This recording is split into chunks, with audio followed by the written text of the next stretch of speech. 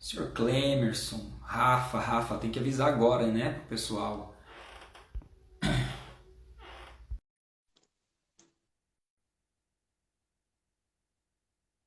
Boa noite, jovens terráqueos. Estamos aqui com De Frente com Saúde, segunda parte.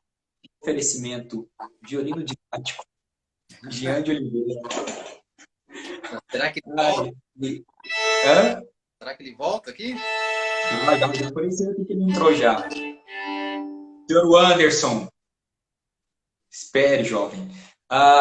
Senhor Carmelo, vai ser, então, a ideia era falar sobre isso, né? As habilidades Suzuki, especialmente o que a gente vê lá no início do método Suzuki, para muitas pessoas, aquele tanto de musiquinha, é só tocar, é só ler a partitura, e não entendem as lógicas da qualidade e daquilo ali como base para fazer o restante. E aí, antes de fazer a pergunta, eu vou fazer só uma coisa, foi muito interessante que aconteceu. Quando você veio aqui o ano passado, você veio acho que duas vezes o ano passado, e uma delas, nas duas a gente foi tomar um café junto, eu fiquei muito feliz com isso. E em uma você deu uma masterclass, até inclusive alguns alunos meus tocaram para você. E foi muito interessante pelo seguinte: tocaram dois, então, tipo, livro dois, foi o Gabriel e a Beatriz, foi muito legal. E foi muito interessante porque outros alunos estavam assistindo também. E aí tinha aluno que tocou Tchaikovsky, teve aluno que tocou Bach, teve de tudo. E aí foi o mais legal, que aí até isso aqui que você vai falar. Tudo que você falava para eles, que você resolvia para eles, eu olhava para os meus alunos, até para as crianças, para os pequenininhos, e eles olhavam para mim falando assim, ó, você já me falou isso. O Anderson está aqui e sabe disso. Eu Uhum. já sei isso. E aí foi muito legal por causa disso. Eu falei, nossa, eu fiquei muito feliz, porque eu falei, gente, se o Carmelo está falando isso lá em cima e eu já estou falando aqui embaixo, eu estou no caminho certo. É essa a ideia. E aí, então, eu fiquei muito feliz com isso. E aí, fica agora para você a lógica da pergunta. O que você vê como o básico do violino que vai ajudar essa parte lá em cima, né? Eu acho que tanto técnica quanto social, que você acha? O que tem a se ganhar fazendo uma boa base para qualquer aluno? Olha, já falou da primeira parte, né? A postura, Sim, por mais que seja uma coisa inaudível, ela é aquela estrutura que faz com que a gente consiga fazer as coisas com mais facilidade. E que depois, mais tarde, vai nos ajudar a tocar as coisas mais complexas. Né? Mas não só a postura, a flexibilidade, né? Trabalhar relaxamento o máximo possível. Isso a gente vai trabalhar sempre. O celular não tá, do violino da depressão não está permitindo assistir essa live. Que pena. Então, flexibilidade. Tentar trabalhar flexibilidade já desde o início, o máximo possível. Tá? Boa sonoridade. Quando eu vim para os Estados Unidos a primeira vez, eu tinha 20 anos. Quer dizer, eu tinha 16 anos, na verdade. Eu vim conhecer a área de Boston ali, com o Fred, inclusive, ele veio comigo. Mas aos 20 anos eu vim estudar. E eu levei um choque de poder escutar o meu violino pela primeira vez em total silêncio, numa sala de estudo. Então, assim, às vezes a pessoa. Eu morava no centro de Porto Alegre, por exemplo, num prédio no 16º andar, ou seja, o efeito sonoro lá em cima é muito mais caótico do que lá embaixo, às vezes, porque montou o som. Né? Então, boa sonoridade é uma questão de cultura sonora. Isso aí eu fui depurando com o tempo. Mesmo depois de estudar em Nova York, eu fui estudar na Geórgia com um professor russo, ele depurou ainda mais o meu sentido de som. Não é esse som, escuta esse som. E isso aí é uma coisa que às vezes em gravação a gente não pega. Às vezes, É, escutando ao vivo, a gente pode pegar assim, assistir uma pessoa tocando muito bem e falar, nossa, que som bonito. Mas o mais importante é mestre e pupilo, aquela relação antiga, né? Multimilenar, a professor e aluno, de mostrar uma boa sonoridade. Qual é o som que tu queres passar para o teu... Isso é complicado, né? Porque às vezes o professor fica... qual é o som bom, na verdade, mas eu acho super importante essa boa sonoridade. É uma coisa que eu tenho depurado até hoje. Eu estou ainda procurando o som bom até hoje. E aí fica o conselho para muitos professores. É uma coisa que eu aprendi quase naquele momento de passar vergonha quando eu fui fazer um curso. Não sei se você conhece o Ed Kreitman, Sim. de Chicago. E aí ele tem um livro muito interessante que eu até recomendo para o pessoal, que ele chama Teaching from the Balance Point. Deixa eu mostrar aqui. Eu tenho que fazer as propagandas literárias. Depois eu vou colocar, eu prometi, já tem 2 semanas de colocar esse livro lá para comprar. E ele fala sobre a ensino por prioridades, né? De você trabalhar a primeira postura, depois sonoridade, para depois trabalhar afinação e tudo mais. E aí foi muito legal, porque eu aprendi mais uma coisa com ele como professor. Eu estou trabalhando, como você falou, a gente quer mostrar a melhor gravação para os nossos alunos. Eu comprei uma caixa de som agora, um monitor de áudio de estúdio para colocar na minha sala, para os meus alunos, quando eu for colocar a gravação de chocolate quente, ele dá para ouvir o cara do piano apertando no chão, assim, ó. Porque eu aprendi que eu preciso dar o melhor exemplo para o meu aluno. E aí, o que o professor faz? Usa a mesma corda de 2 anos atrás e não troca a crina. E aí, acaba que, tipo assim, você quer dar o melhor, mas você não dá nenhum exemplo disso, né? Então, eu sei que o dólar agora também não vale essa dica minha, mas quando o dólar baixar, minha galera, coloquem cordas boas no violino para você ser... Você é o melhor som ao vivo que seu aluno vai querer, né? E aí, continue, jovem, mas é uma pequena ponderação. Não, mas isso aí tudo tem a ver. Boa crina, bom breu, boa corda, bom ajuste, e de preferência num bom violino, faz muita diferença. Muita diferença. Aí nós vamos entrar também numa questão de que se o professor precisa tocar bem ou não. Isso há prós e contras, tá? Eu acho que há uma tendência, e essa é a minha tendência, né? De às vezes ficar tocando demais. O que é o violino da depressão, né? Fazer propaganda para vender. Propaganda. Eu tive que fechar minha importadora de muambas durante uns meses, mas depois a gente volta. Até eu achar outro patrocinador. Então assim, às vezes o professor pode ficar tocando demais. Eu aprendia sempre, muito, com professores tocando para mim. Eu ficava assim, por favor, que o meu professor possa tocar essa passagem para mim, para eu ter uma ideia de, pelo menos, como é que os dedos mexem, como é que ele ou ela fazem isso, tal. É muito importante para mim. Eu acho que é importante, sim, tocar para o aluno o máximo possível. Se você chegou a um nível aí de Mozart, tal, e não consegue já demonstrar tão bem, tudo bem. Se você ainda pode ensinar a pessoa as habilidades do concerto de Mozart, tá ótimo. A Dorothy DeLay não tocava uma nota numa aula. E ela era a Dorothy DeLay, né? Enfim, e afinação. Essa é outra coisa. O que tu vai mostrar para o aluno como uma nota afinada? É esse dó sustenido ou vai ser...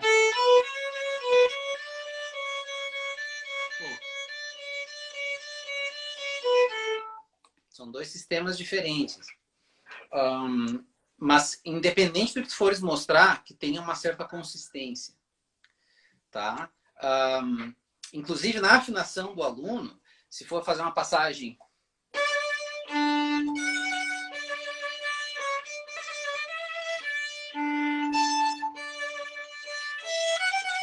O Fá sustenido tem que ser sempre igual em todas as cordas. O Fá sustenido tem que ser igual. Entendeu? Esse tipo de coisa. Ter consistência no ensino da afinação. O que mais que são habilidades? Tu pode me dizer melhor, mas eu acho que essas aí são as principais. São as 3, tipo, postura, sonoridade, afinação, e nessa ordem, né? Porque é o que aconteceu na minha vida. Eu gravei um vídeo dos que eu gravei para os pais dos meus alunos, eu coloquei no YouTube depois. Depois, quem quiser procura lá, porque eu fiz isso na prática.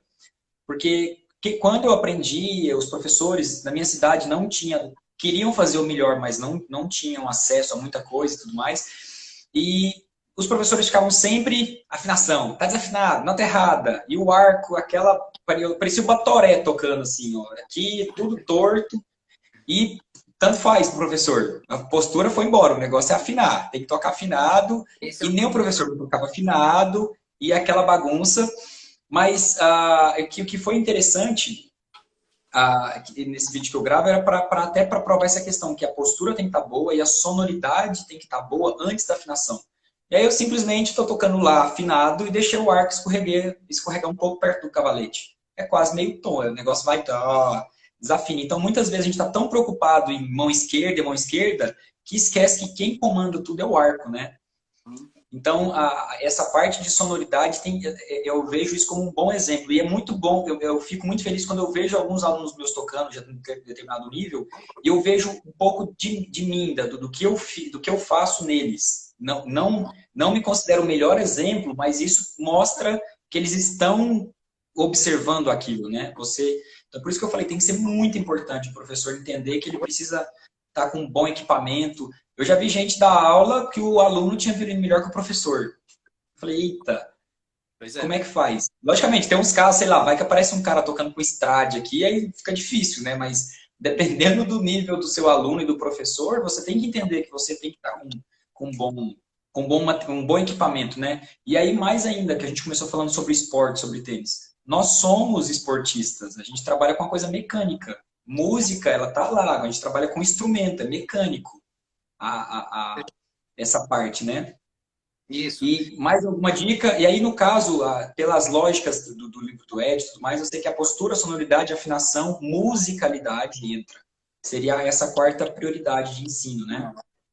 Sim, musicalidade, que aí entra a questão dos fraseados que alguém mencionou ali, a questão para onde é que vai a frase, para onde é que qual é a acentuação, né, da frase, qual é a dinâmica, quais são as As articulações. articulações. Articulações são muito importantes. Aí vai entrar na questão do tempo, que vai manter o tempo, vai fazer um rubato, vai fazer uma gógica, um acento agógico, que é simplesmente interromper a sequência do tempo, né, interno. Esse tipo de coisa, né, fazer uma vírgula, uma respiração. Enfim, aí a gente vai construindo coisas cada vez mais complexas em cima disso. Né? Nossa, tá ficando muito escuro aqui, porque eu nunca fiz uma live tão tarde. Então eu vou botar perto botar um pouquinho mais perto daqui da luz. Aí fica melhor. E aí, Carlos, para a gente mais ou menos já começar quase a finalizar, e a gente está falando muito dessa questão, né, das habilidades, de tudo, quem são e por que são as suas referências de professores admiráveis? Quem são as pessoas que te marcaram, assim, que você acha que você conhece? Não precisa nem ter estudado, a gente conhece, você lê muito sobre isso, inclusive eu quero algumas dicas de livros para a galera aqui. O que, e por que é um professor admirável para você? O que seria isso? E quem são esses professores? Eu tenho uma admiração profunda por Yuri Yankelevich, que foi um professor russo, que foi professor do meu professor russo. E eu tenho um livro dele em inglês que eu teria que ir lá no meu quarto pegar o título, mas eu posso de repente passar aqui o título mais tarde. Mas assim, só tem esse livro de tradução de artigos dele do russo para o inglês. Então, com certeza não tem em português. Mas é a Escola Russa de Violino, alguma coisa assim, The Russian School of Violin Playing. Deixa eu só fazer um adendo aqui. A live vai ficar salva na minha bio 24 horas e eu estou guardando todas elas com as devidas autorizações. Tô colocando num canal no YouTube. Eu vou estar colocando todas que eu estou conseguindo baixar depois, tá bom? E aí amanhã, já vou fazer um anúncio de amanhã. Amanhã teremos Rafaela Piratello, do Escola de Música de São Paulo. Agora esqueci o nome da escola de Suzuki lá, para falar sobre o projeto Cici, para falar sobre música Suzuki, o estilo Suzuki de primeira infância para bebês, tá bom? Então amanhã, Rafaela Piratello estará aqui, moços, jovens terráqueos. Estejam por aqui também, vai ser bem legal. Que horas que é a tua? Às 21, né? Às 21. Às 20 horas, uma horinha antes, eu vou fazer a minha, que vai ser sobre justamente ajuste do violino, queixeira, espaleira, essas coisas todas. Eu vou ficar uma hora falando sobre isso, porque é um assunto que embanana muita gente, demora muito tempo para entender os princípios do porquê que faz isso, porquê que faz aquilo, o corpo, tipo do corpo, enfim. Então amanhã, para quem quiser, tá às 20 horas lá comigo no meu canal, sigam lá. Mas o que a gente estava falando? Escola russa, Yuri Yankilevich, tá? Uhum. Então eu tenho Por que eu tenho um fascínio por ele?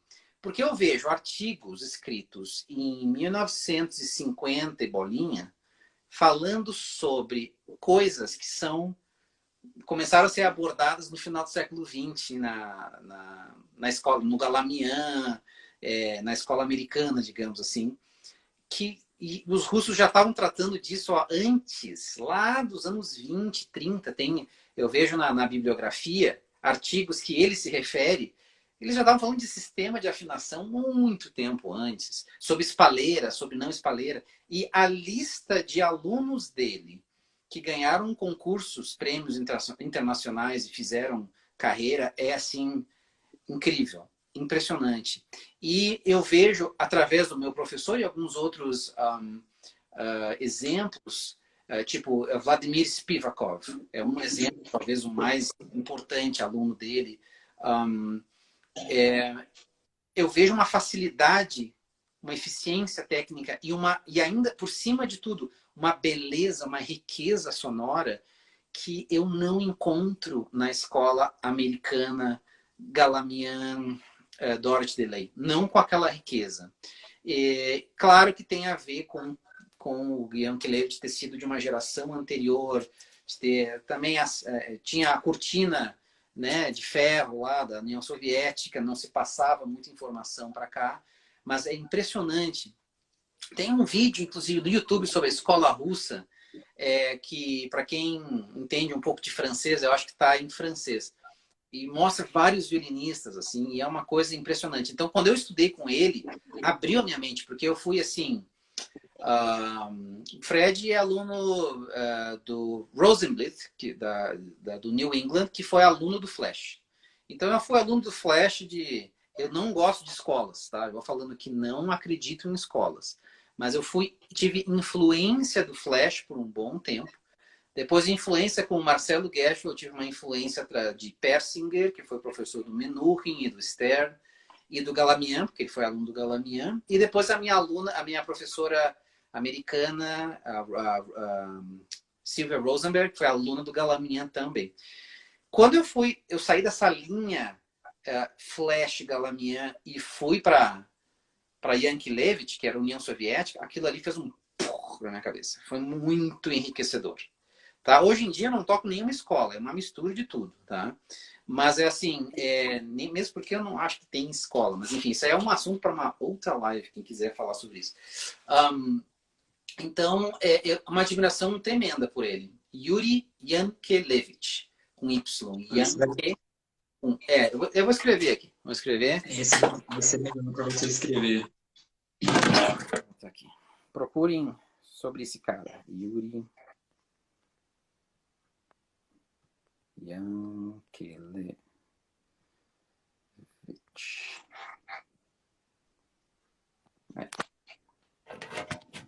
Então é isso aí.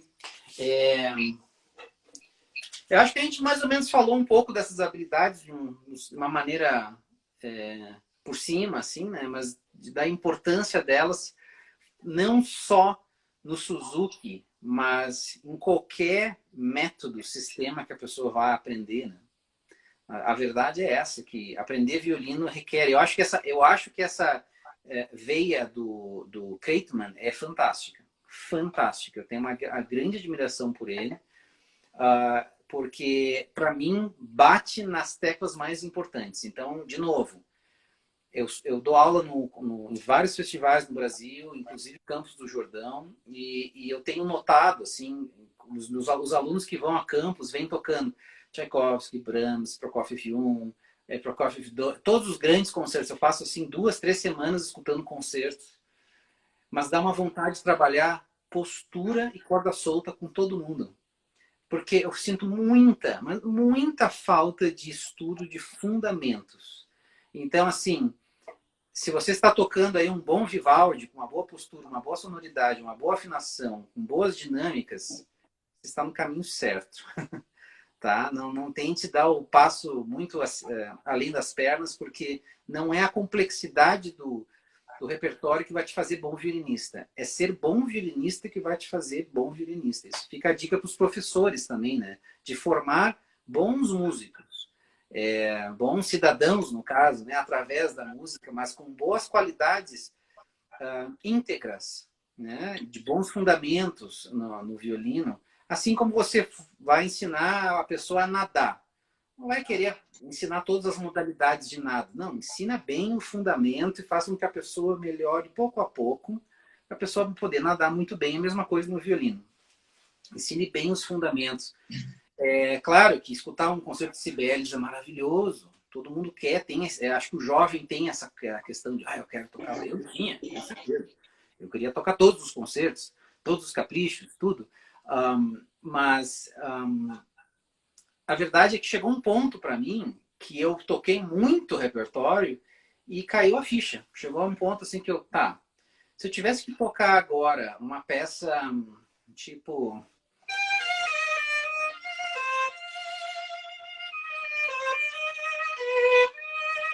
melodia do Tchaikovsky, eu tenho uma boa sonoridade, eu tenho um vibrato bonito, eu tenho um bom direcionamento, tem uma boa compreensão de frase e rubato. Isso para mim é muito mais importante que sair tocando coisa rápida. Muito mais, porque a coisa rápida é relativamente mais simples de tocar. Ela exige muito estudo, muita prática, mas depois que tu consegue fazer, ela é quase que mecânica. Mas essa questão de fazer com um som bonito, para mim hoje é o que eu procuro mais, ter um som bonito. Som bonito. Eu quero que as pessoas vão me escutar num teatro, ou vão escutar por aqui, e vão dizer assim, nossa, esse som é bonito. Eu gosto de violino. Nossa, tu quer uma coisa mais legal do que isso? Uma pessoa gostar do som do instrumento. Por isso que eu sou fascinado por certos violinistas que hoje em dia nem tocam um repertório mais difícil. O Zuckerman, por exemplo, é um grande violinista que não toca Paganini, não toca nem Bach solo, não toca. Ele toca uns 3, 4, 5 concertos com orquestra, algumas sonatas com piano, e deu. Tá com 70 e poucos anos, né? Mas tu escuta o som dele, que som lindo, que vibrato lindo. Anne-Sophie Mutter também nunca gravou Paganini, nunca gravou Isaí, nunca gravou La Ronde Lutando, do Basini, nessas coisas mais cabeludas. Não. Mas tu vai escutar ela tocar um concerto de Beethoven com uma sonoridade que fica assim, não existe esse som. Mas a interpretação dela não é de acordo com... Não tô nem aí com a interpretação. Para mim, hoje em dia... Não, eu tô aí. Claro que é interessante. De uma maneira intelectual, é interessante. Mas o som é tão importante, né? O Perlman também é outro violinista maravilhoso, que tem uma sonoridade rica. Eu sou fascinado por alguns jovens também, mais jovens, né? Da minha geração, talvez um pouco mais novos, como o Wengerov, que tem uma sonoridade maravilhosa, o Hadelich também, que é um pouco mais novo que eu, uma sonoridade, uma musicalidade transcendentais. Então, assim, eu tenho muito mais fascínio por isso. Eu tenho fascínio pelo som do instrumento. E isso me faz sentir bem em relação ao violino. Então, é isso aí. Legal. E aí, até só para pegar o gancho mais do começo que você falou, mas eu acho muito... Eu conversando uma vez com o professor, a gente chegou numa conclusão muitas vezes assim, os professores da base mesmo, um pouco talvez seja displicência dele como de visualizar onde ele quer chegar com qualquer aluno. Eu tenho que comigo que qualquer aluno meu falando que vai tocar ou não, ele tem que tocar, tipo assim, para mim, ensinar um Lá menor de Bach. Para mim, querendo ou não violino, o meu intuito é chegar ali. Não tem... Se vai para frente, ótimo. Mas se não falar assim, eu não quero, como você falou, não quero. Chegou ali, tocou, entendeu o que é tocar violino. Só que aí eu vejo que muitos professores têm uma displicência ou deixam para o próximo professor resolver as coisas básicas, né? E aí foca muito em repertório, algumas coisas, sem se preocupar em será que a empunhadura está boa? Será que o movimento, o relaxamento, a flexibilidade está boa? E simplesmente só, não, isso aqui depois resolve, vamos para a próxima, vamos para a próxima, vamos para a próxima. E acaba que vai ficando tudo, vai ficando tenso. Aí, de repente, na próxima peça, ao invés de estar mentalmente preparado para fazer aquilo, Simplesmente vai dar mais medo no aluno, Eu ele vejo, vai se esforçar o triplo sem é que eu nada. Você falei no tem... início lá, tu põe os atacantes lá na tua goleira e fala para eles, vai driblar todo mundo até lá. É possível? É, mas exige tanto. O corpo fica muito tenso para tocar com contorções em demasia, com mudanças de posição muito tensas, com um vibrato muito tenso, com polegar muito tenso aqui. Então, assim, dá para tocar? Dá. Mas, na verdade, hoje em dia... Não, deixa eu ir para um outro lado. Eu escutei uns 2 anos atrás uma aluna, não vou falar o nome dela, em Campos do Jordão, e ela tocou Mendelssohn, alguma coisa assim. Não foi o concerto, nem acho que ela tocou até uma sonata, nem foi o repertório mais assim, mas ela tocou com um som tão bonito, com um vibrato tão bonito, que eu fiquei assim, essa é a melhor violinista do festival, para mim. E eu indiquei ela para ganhar a prêmio Eliezer de Carvalho, tudo, que eles dão uma premiação bacana em Campos do Jordão para estudar fora e tal. E ela, ela acabou não ganhando esse prêmio, mas ela ganhou uma bolsa para estudar em Salzburg. Ela está em Salzburg agora estudando. E ela tem uma das sonoridades mais lindas de violino que eu já escutei. Você acha que tem 2 casos de sonoridades que eu fiquei assim no Brasil. E assim, não era o repertório mais difícil, ela não tocava as coisas mais cabeludas, não porque ela não pudesse, mas porque ela naquele momento estava tocando outras coisas, sabe? E eu achei fantástico aquilo, e aquele exemplo ficou muito para mim, assim, porque eu vejo outros alunos tocando aquele repertório mais difícil, mais cheio de nota, e, e isso não me impressiona, não sei, eu não tenho mais essa coisa de impressionar com nota, mesmo porque eu já passei por muita nota na minha vida e já escutei muita gente tocando nota na minha vida. Então, assim, eu sei o que leva a pessoa a estudar a nota e o que leva a pessoa a procurar aquilo que realmente me interessa no instrumento, que é a sonoridade dele.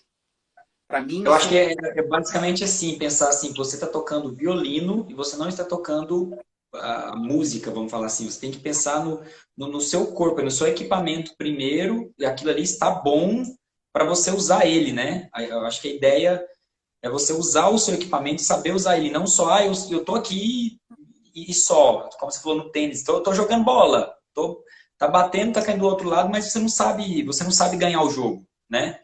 Eu acho que é nesse sentido, né? é difícil explicar isso para os alunos, assim, porque eu lembro, como eu falei antes, nossa, eu queria porque queria tocar o Brahms, queria porque queria tocar o Paganini 1, e tal repertório e tal, com aquela ansiedade de tocar cada vez mais repertório, com mais complexidade, mais dificuldade, mas eu não tinha esse cuidado, eu não tinha o som mais bonito e vibrato mais bonito, não tinha mesmo, porque não era o meu foco.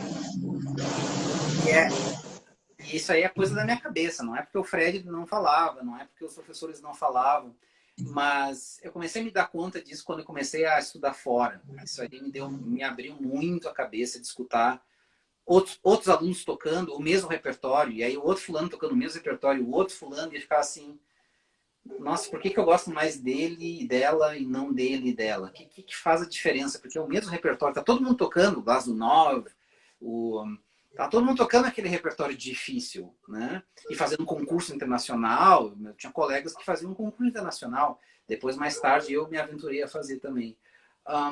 E aí eu ficava assim, até num concurso internacional, vejo, por exemplo, Indianápolis de 2008, que foi que eu acho que o Hadelich ganhou em 2008. Eu acompanhei o Hadelich, Augustin Hadelich. Ele tocou a primeira fase e eu escutei assim e fiquei, não, é esse cara. É esse cara. Não é porque é o mais rápido, não é porque é o mais limpo, não é. Ele tem um negócio no som dele, na maneira de fazer música que não encontra. E aí foi fase por fase. A fase que eu menos gostei dele foi a final, porque eu acho que isso é uma coisa que eu tenho de percepção do Hadelich. Ele não tem aquela coisa de, na frente da orquestra, se agrandizar. Como é que se fala? Fica grande. Ele não tem essa coisa do... Ele continua tocando daquela maneira bonita, simples dele, que às vezes eu acho que com orquestra tem que ter. Eu já vi ele ao vivo aqui em Santa Fé tocando, e eu senti isso, que ele não pisa fundo como a Anderson Mutter pisa. Assim, a Anderson Não Mutter enlouquecer seria. tem a Martha Argerich, quando entra no palco, é a Martha Argerich, tem uma coisa assim. E na final ele tocou maravilhosamente bem, mas ele tem essa coisa que é o som, o cuidado com o som, as dinâmicas. Ele não toca tudo lá em cima, chapado. Ele faz curvas na articulação, na dinâmica. E isso me fascinou nele. E me fascina em violinistas até hoje isso. Então, tocar forte, tocar rápido é relativamente fácil fazer. É relativamente fácil. Eu vejo assim, alunos na época de Nova York, alunos de um professor da minha escola, todos tocando igual. Todos era a mesma coisa, o arco vinha para cá e fazia aqui, papapá, fazia o mesmo movimento. E eu ficava assim, tá todo mundo tocando tudo forte e regular e afinado. Mas não tem essa musicalidade, essa coisa. E eu dou graças hoje em dia. Ó, tá rendendo, hein? Tá rendendo a live de novo, bem que tu falou. É, hoje em dia eu dou graças, porque na minha época era aquele padrão Juilliard. Todos que vinham da Juilliard tem aquele sonzão, tudo era projetado, era projeção, projeção e vibrato muito amplo. E hoje em dia a quantidade de violinistas que fazem carreira não são mais dessa fase. E eu dou assim é um grande alívio para mim de escutar um Hadelich, por exemplo, ser tão bom e tão reconhecido. A própria Hilary Hahn, que também tem uma pegada diferente. Tem outros violinistas, o próprio Vengerov também, que tem muitas nuances. A Janine Jansen também, que é uma violinista holandesa maravilhosa, também não é tudo batido, ela tem uma sonoridade. Então, assim, esse é o ideal artístico que a gente estava falando lá no início. Ter o mais alto ideal artístico, né? De saber o que tu está procurando com a música. Tu quer tocar forte, pancadão, então pega um violino elétrico e põe um captador aqui e liga o som no 11. Passa do 10, vai para o 11. Aí tu vai conseguir fazer isso. É esse o nosso objetivo aqui? Não. Não é. Então, fica outra dica aí. Interessante, eu fiquei pensando aqui numa analogia que você falando com o futebol, talvez dessa diferença de quem quer tocar bem o violino e só tocar notas rápidas, mas é basicamente no futebol, todo mundo conhece aquele cara que é o da embaixadinha, né? Fica 5 horas fazendo embaixadinha, vai pra rua, coloca a bola embaixo da perna de todo mundo, mas esses caras não jogam no campo, não dão conta de jogar em equipe, não tem a habilidade para isso, né? Então só sabe fazer aquilo. Não sei se vocês vão A lembrar parte... do Robinho, por exemplo. É um excelente jogador, mas na época dele tinha Ronaldo, Ronaldinho, ele veio jovem, assim, né? Ele pegou esse pessoal aí, e tu olhava o Robinho dava aquela bicicleta caía e não fazia nada. Era lindo de ver ele. Era lindo, mas era aquela coisa assim, tipo, tá, vai e faz com beleza, mas vai e faz o gol também, né? A analogia foi péssima. Enfim. Ai, ai. Senhor Carmelo, tem mais alguma coisa que você quer adicionar de conteúdo? Tá ótimo, muito obrigado pela eu vou agradecer então aqui, galera. O jovem está cansado, nós já tínhamos até conversado que ele ia ficar só 10 minutos. A gente já está dando uma hora e meia já. Eu ainda falei, vai demorar. A galera lá gosta e é muito bom conversar. Então, Carmelo. O pessoal vai cansar muito da minha lata aqui. Então, muitíssimo obrigado. Você não tem noção a felicidade que eu estou de falar com você, da gente trocar essas ideias.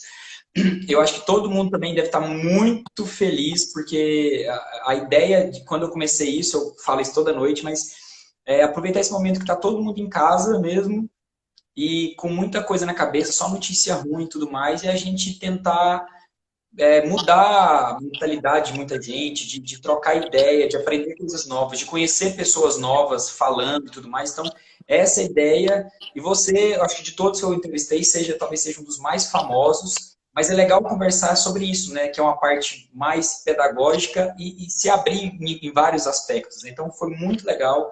Eu espero Foi. que todo mundo tenha gostado como eu, porque eu tô com muita coisa aqui, ó, Porque, ó, que eu ganhei hoje. Pode falar. não, é incrível que cada live que eu faço, eu também comecei faz pouco esse negócio de live. Mas cada live tem um foco diferente. E o foco de hoje foi muito legal, que foi essa parte justamente da pedagogia conectada com a performance, né?